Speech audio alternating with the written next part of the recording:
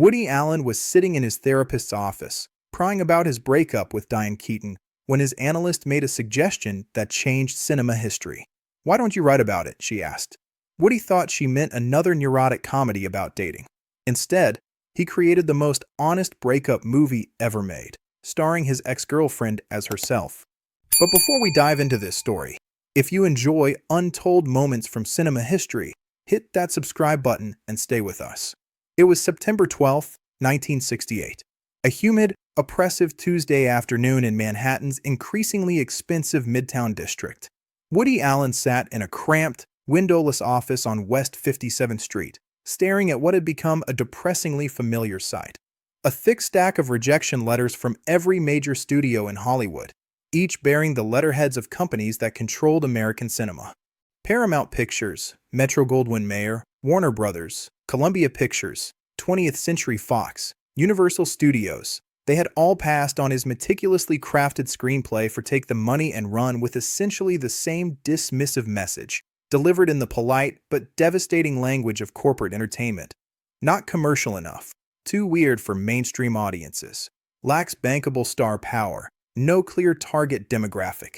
At 32 years old, Woody had achieved moderate success as a television comedy writer for shows like The Tonight Show and What's New Pussycat, and as a stand-up comedian performing in Manhattan's sophisticated nightclub circuit.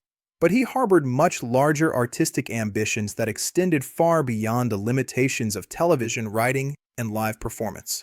He desperately wanted to direct feature films, to exercise complete creative control over substantial artistic projects, to make the kind of sophisticated, intellectually challenging comedy that treated audiences like intelligent adults rather than children seeking simple, mindless entertainment after a hard day's work. The screenplay he'd spent months developing and refining was completely unlike anything being produced by major Hollywood studios in 1968. It was structured as a fake documentary about Virgil Starquel, supposedly the most incompetent criminal in American history, told through a combination of mock interviews with family members and law enforcement officials, fabricated archival footage, and deadpan documentary narration that treated completely absurd criminal exploits with absolute seriousness. The creative concept was directly inspired by Woody's passionate admiration for innovative European filmmakers like Federico Fellini and Ingmar Bergman, directors who consistently used experimental narrative techniques and unconventional storytelling approaches to explore complex human psychology through the sophisticated artistic medium of cinema. But instead of creating European-style art house drama that examined existential themes through symbolic imagery and psychological realism, Woody wanted to apply those same experimental filmmaking techniques to pure comedy, creating something that would be simultaneously intellectually sophisticated and genuinely hilarious for audiences seeking both entertainment and artistic challenge. Every single studio executive who had bothered to read his unconventional screenplay had essentially the same reaction. Initial confusion about the project's basic concept, followed by polite but firm rejection based on commercial concerns and genre uncertainty. They simply didn't understand what category the proposed film was supposed to fit into within Hollywood's traditional marketing and distribution framework. Was it supposed to be a straightforward comedy? A documentary? A parody? Some hybrid form that didn't exist in contemporary cinema? The innovative approach that would eventually make Woody Allen one of the most distinctive voices in American filmmaking was completely foreign and incomprehensible to Hollywood's conventional industry thinking during the late 1960s. The American film industry in 1968 was still dominated by expensive, big-budget musicals like Hello, Dolly, epic war films like The Green Berets, and traditional romantic comedies featuring established stars with proven box office appeal and easily recognizable market value. There was virtually no interest among major studios in experimental comedy projects created by unknown directors with no established track record, no bankable star attachments, and no clear commercial precedent for success in existing market categories. But Woody remained absolutely determined to make his film exactly as he had envisioned it, even if achieving that goal meant working completely outside the traditional studio system that controlled most American film production, distribution, and marketing during that period. He began systematically approaching smaller, independent production companies, private investors with entertainment industry connections, and essentially anyone willing to listen to his unconventional pitch and consider supporting an artistic project that major studios had unanimously rejected. The crucial breakthrough came through an unexpected and circuitous professional connection. Charles Joff, who had been serving as Woody's personal manager and career advisor, maintained a business relationship with Jack Rollins, an experienced talent manager who had recently decided to start his own small, independent production company despite having virtually no previous experience in film financing or production. Rollins and Joff Productions was essentially two enthusiastic guys operating out of a modest Manhattan office with minimal capital but substantial dreams about supporting risky, creative projects that more established companies wouldn't consider financially viable or artistically worthwhile. They had absolutely no experience producing feature films, no existing relationships with film distributors or theater chains, and no practical understanding of how movies actually got financed, produced, marketed, and successfully released to paying audiences. What they did possess, however, was genuine belief in Woody's exceptional talent as a comedy writer and performer, combined with entrepreneurial willingness to take creative and financial risks that established studios considered commercially unacceptable and potentially disastrous for their corporate reputations. After several lengthy meetings and complex negotiations involving lawyers, agents, and financial advisors, they offered Woody exactly $15,000 to write, direct, and star and take the money and run, giving him complete creative control over every aspect of the production process. It was an absurdly small budget even by the modest standards of 1968 independent filmmaking, significantly less than most major studios routinely spent on catering services for their big-budget productions, and roughly equivalent to what established directors might spend on a single elaborate set or costume design. But the financial arrangement came with something far more valuable than money for someone with Woody's artistic temperament and creative ambitions. Absolutely complete creative freedom to make the film exactly as he wanted without any studio interference, executive script changes, or corporate oversight that might compromise his artistic vision.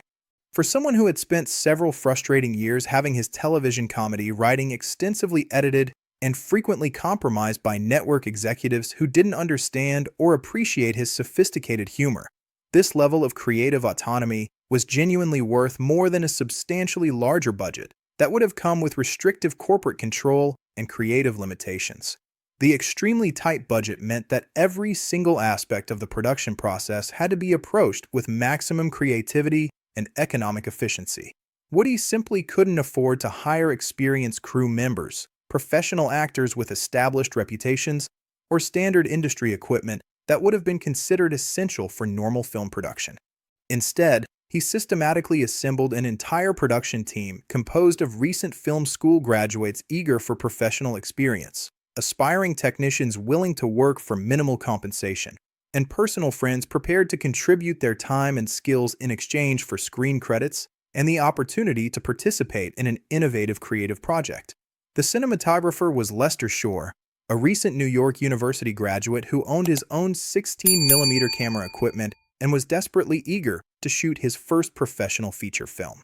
The production designer was another film school friend who agreed to create sets and shooting locations using whatever materials they could find, borrow, or creatively repurpose. Most of the supporting actors were unknown performers from New York's extensive comedy and theater scene who were willing to work for Screen Actors Guild minimum wage plus meals, motivated primarily by the opportunity to appear in a professional film and work with a director they respected.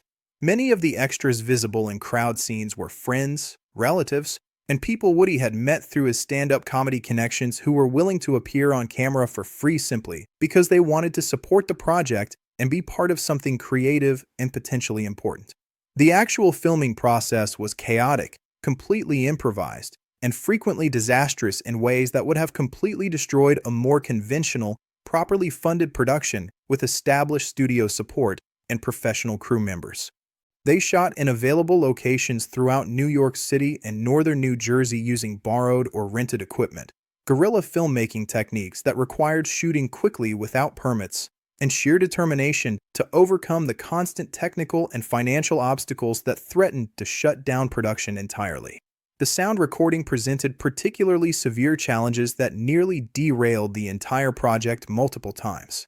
Their minimal budget simply didn't allow for professional sound recording equipment or experienced sound technicians who understood how to capture clean dialogue in challenging urban environments. Most of the dialogue recorded during actual filming proved to be completely unusable due to traffic noise, equipment malfunctions, inexperienced sound mixing, and the general acoustic problems of shooting in uncontrolled locations without proper sound dampening or professional audio engineering.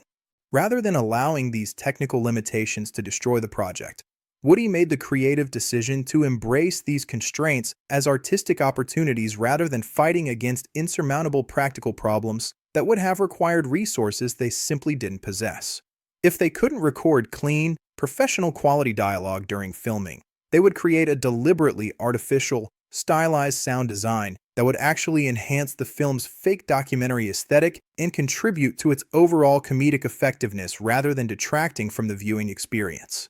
During the extensive post-production process, they ended up dubbing almost every single line of dialogue, essentially treating the film like a foreign movie being prepared for American theatrical release through complete voice replacement and sound reconstruction.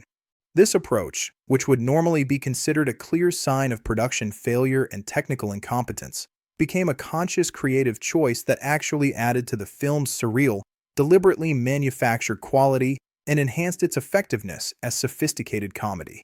The editing process took place in an extremely cramped room located above a small restaurant in Greenwich Village, using film editing equipment that was already outdated and unreliable even by the modest standards of 1968 independent filmmaking.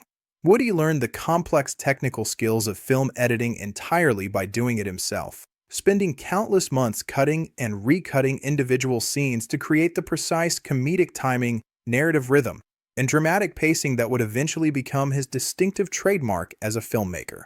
The financial pressure throughout the entire production process was constant, overwhelming, and frequently threatened to shut down filming entirely.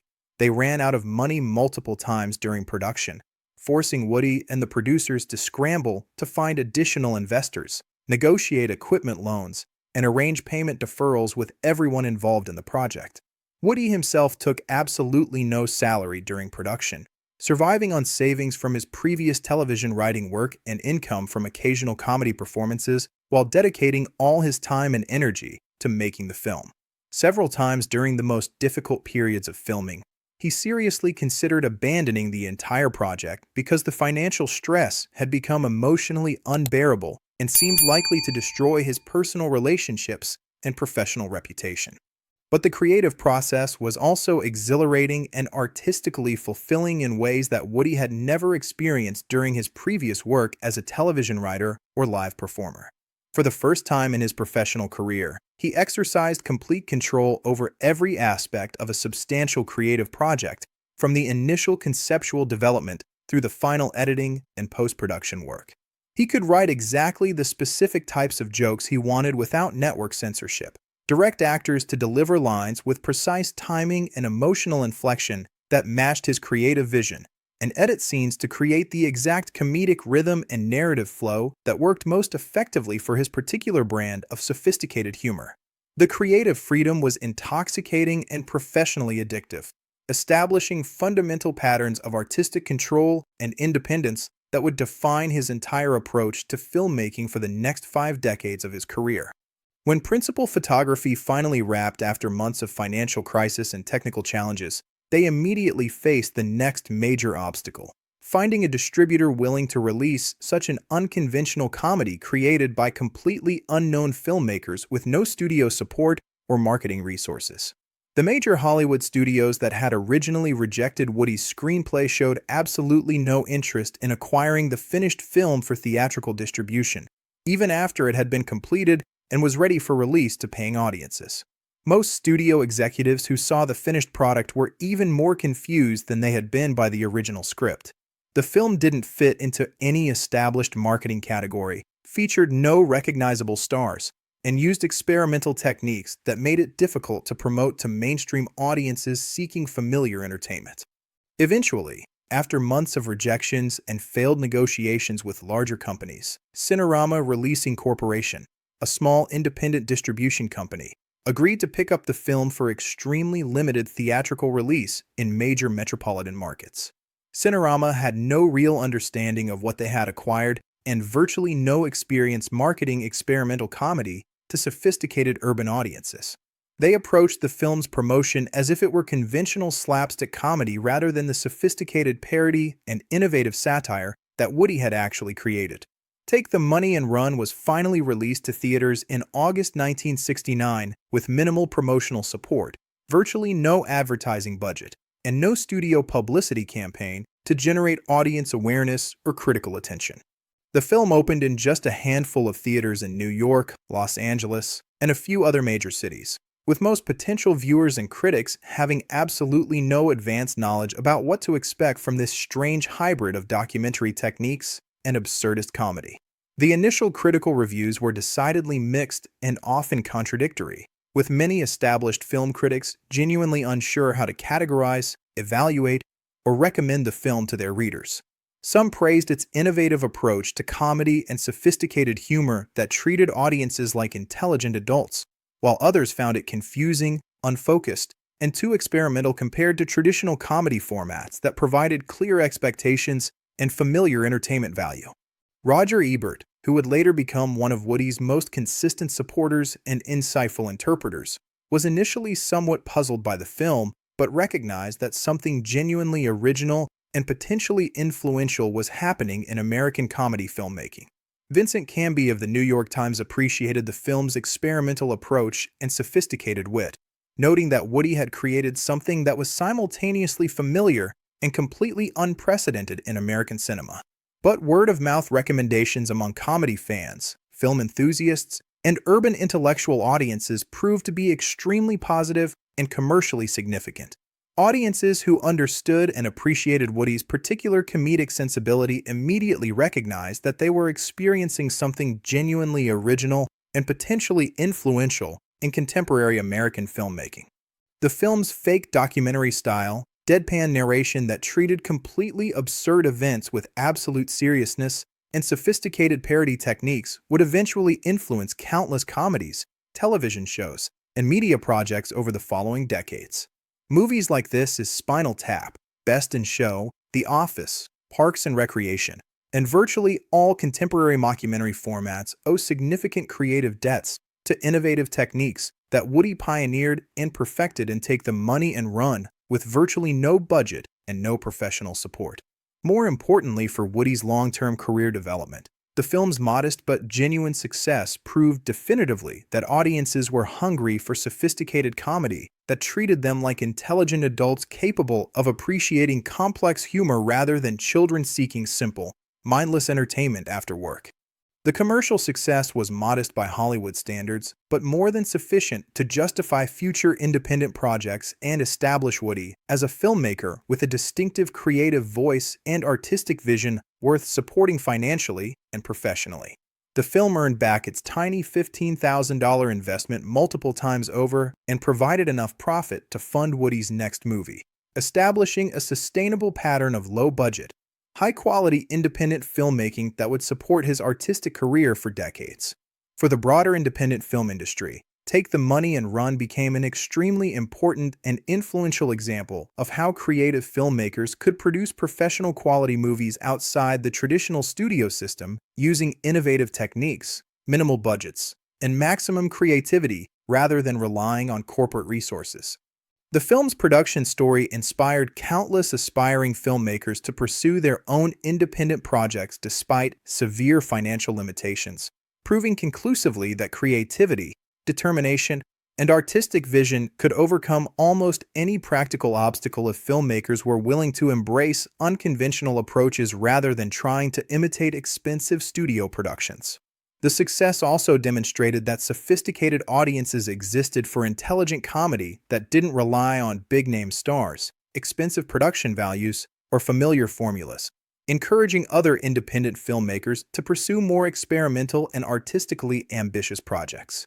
Today, more than 50 years after its original release, Take the Money and Run is universally considered a landmark achievement in American independent comedy and an important early example of the kind of innovative, low-budget filmmaking that would eventually revolutionize the entertainment industry. The experimental techniques that Woody developed purely out of financial necessity, the fake documentary style, the deadpan narration, the artificially dubbed dialogue, became conscious creative choices that influenced an entire generation of comedy directors and television producers. Film schools routinely screen the movie as an example of how technical limitations can become artistic opportunities when approached with sufficient creativity and intelligence, and how independent filmmakers can create lasting art without major studio resources. The man who couldn't afford proper sound recording equipment ended up creating a deliberately artificial sound design that perfectly enhanced his artistic vision and became a signature element of his distinctive style. The director, who had to use inexperienced actors and minimal crew, developed a collaborative, improvisational approach to filmmaking that would characterize his work and influence his relationships with performers for the next 5 decades. The filmmaker, who started with $15,000, a stack of rejection letters from every major studio in Hollywood, and no industry connections, proved definitively that financial limitations could become creative opportunities when approached with sufficient intelligence, determination, and willingness to innovate rather than simply imitate conventional industry practices. Take the Money and Run successfully launched one of cinema's most distinctive, prolific, and influential careers, while simultaneously demonstrating that the best independent art often emerges from the greatest practical constraints when artists have the courage and creativity to embrace limitations as artistic challenges rather than viewing them as insurmountable obstacles to professional success. The film established fundamental principles about artistic independence, creative control, and the relationship between financial resources and artistic achievement that continue to influence independent filmmakers worldwide who are attempting to create meaningful art outside traditional corporate entertainment systems. The success of Take the Money and Run also proved that American audiences in the late 1960s were ready for more sophisticated forms of entertainment that challenged conventional expectations and treated viewers as intelligent participants rather than passive consumers of familiar content. This cultural shift proved crucial for the development of the American new wave of cinema, including directors like Robert Altman, Martin Scorsese, and Francis Ford Coppola, who were similarly interested in creating more personal, experimental films outside traditional studio control. Woody's approach to independent filmmaking, maintaining complete creative control, working with minimal budgets, and prioritizing artistic vision over commercial considerations, became a template that countless filmmakers would adopt over the following decades. The technical innovations that emerged from financial necessity during production also had lasting impact beyond Woody's career.